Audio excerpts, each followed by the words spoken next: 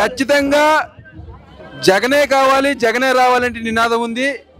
జగనన్న సైన్యంలో దివ్యాంగుల సైతం అనే నినాదంతో రాష్ట్ర వ్యాప్తంగా అన్ని నియోజకవర్గాల్లో కంకణబద్ధులమై మేమందరం కూడా చంద్రుడికి నూలు పోగల వికలాంగులు కూడా, అంటే ఈ సమాజంలో వికలాంగులు దేనికి పనికిరారు అనుకుంటారు, కానీ వికలాంగులకు కూడా ఆత్మగౌరవాన్ని అందించినటువంటి గొప్ప నాయకుడు జగన్మోహన్ రెడ్డి గారు. ఖచ్చితంగా జగన్మోహన్ రెడ్డి గారు ఆయన దమ్ము ధైర్యంతో లక్ష్యం ఒకటి ఏర్పాటు చేసుకున్నారు. 175కి 175 నియోజకవర్గాలు అనేది. ఖచ్చితంగా 175కి 175 నియోజకవర్గాల్లో ఏ పొత్తులు లేకుండా సింగిల్గా జగనన్న సైనికులుగా మేము అందరం కూడా పనిచేస్తాం. రాబోయే రోజుల్లో వైఎస్ఆర్ కాంగ్రెస్ పార్టీ మరొకసారి ప్రభుత్వాన్ని ఏర్పాటు చేయబోతూ ఉంది.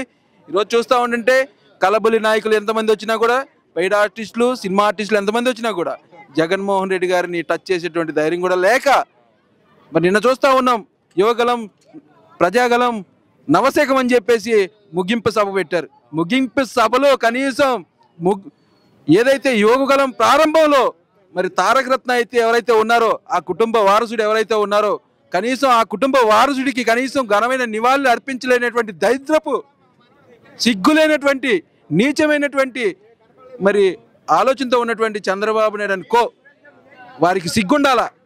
ఈరోజు ఒకటే అడుగుతూ ఉన్నాం, మరి చంద్రబాబు నాయుడిని జైల్లో పెట్టినప్పుడు దగ్గర 200 నుంచి 300 మంది చనిపోయారు, బాధతో దిగులుతో అన్నారు.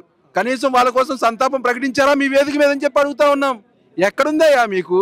మీరు ఎంతసేపు అబ్బా కొడుకులు మాకివ్వండి మాకివ్వండి మాకివ్వండి అని చెప్పి జబ్బలు తరుచుకోవటమే తప్ప మీకు ఒకరు తోడయ్యాడు డోలుకి తందాన కొట్టుకోవటానికి. మరి చాలా వినయంగా మాట్లాడాడు పవన్ కళ్యాణ్, ఒళ్ళు దగ్గర పెట్టుకుని మాట్లాడాడు. ఎందుకంటే ప్యాకేజ్ తీసుకున్నాడు కాబట్టి చాలా ఒళ్ళు దగ్గర పెట్టుకుని మాట్లాడాడు. ఈరోజు మీకు విలువలు ఉంటే, ప్రజల మీద ఏమాత్రమైన చిత్తశుద్ధి ఉంటే ఖచ్చితంగా ఇటువంటి కార్యక్రమాలు చేయాలి ప్రజల్లో. మీ నాన్న కోసం చనిపోయారని అనుకుంటే నువ్వు ఒకవేళ అనుకుంటాం, ప్రతి మనిషికి 3 లక్షలు ఇవ్వాలి కాబట్టి వేదిక మీద 300 మందికి సంతాపం జరిపితే దగ్గర చాలా బొక్కపడుతుంది మనకి. ఇప్పటికే మనం సమోసాల యాత్ర, బజ్జీల యాత్ర, పునుగుల యాత్ర చేసి చాలా నష్టం అయిపోయింది మనకని చెప్పేసి అనుకుంటున్నాం. నిన్న ఒక ఆయన మాట్లాడుతున్నాడు, యాత్ర అంటే ఇది కాదు, యాత్ర అంటే అది కాదు, బాబు చేసిందే యాత్ర అంటాడు. ఏందయ్యా నీవు చేసిన యాత్ర? అక్కడొక అడుగు ఇక్కడొక అడుగు చేసుకుంటా, నువ్వు జంపింగ్లు చేసుకుంటా, జంపింగ్ జపాంగ్ అనుకుంటా, జంపింగ్ చేసుకుంటా నువ్వు చేసిన యాత్ర కూడా చెప్పుకోవడానికి సిగ్గు లేదు మీకు. కాబట్టి నువ్వు చేసింది లోకమంతా చూస్తానుంది లోకేష్. నువ్వు వచ్చి నువ్వు ఎర్ర బుక్ ఇచ్చి తెల్లక్షరాలతో ఎర్ర బుక్ ఇచ్చినా కూడా ఇక్కడ ఎవరికి కూడా ఏమి జారేది లేదు.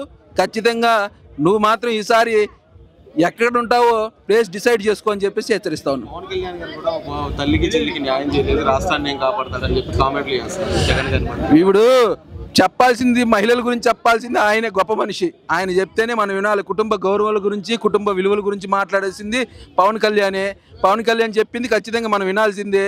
ఎందుకంటే మరి మహిళల పట్ల సామాజిక న్యాయం పాటిస్తాడు కాబట్టి 1, 2, 3 అయిపోయింది. మరి నెక్స్ట్ సెషన్లో 4 వస్తుంది, 1, 2, 3, 4 అన్నట్టు.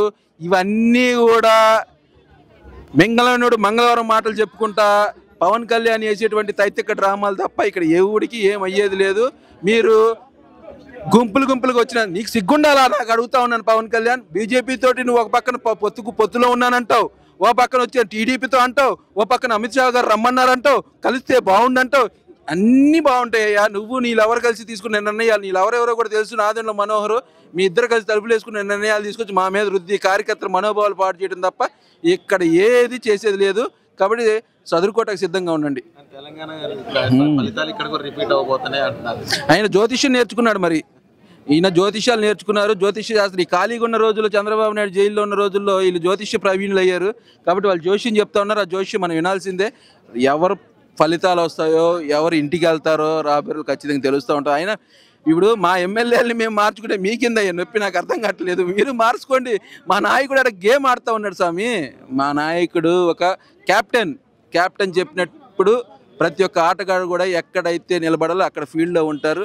మా లక్ష్యం గేమ్ కొట్టడమే. ఖచ్చితంగా మా కెప్టెన్ ఆధ్వర్యంలో గేమ్ కొట్టబోతున్నాం. జై జగన్.